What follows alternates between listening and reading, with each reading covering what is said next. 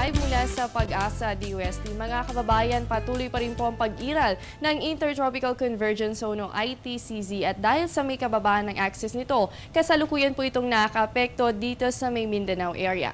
Sa Palawan po kasama ang Visayas at Mindanao, makakaranas pa rin kayo ng maulang gabi. Samantala, asahan pa rin po ang mahina hanggang sa katamtamang pag-ulan dito po sa Ilocos Norte, kasama rin po ang Cagayan. At para po sa atin dito sa Metro Manila at sa titirang bahagi pa ng bansa, posible pa rin po ang panandaliang ulan, lalo na po sa hapon o gabi.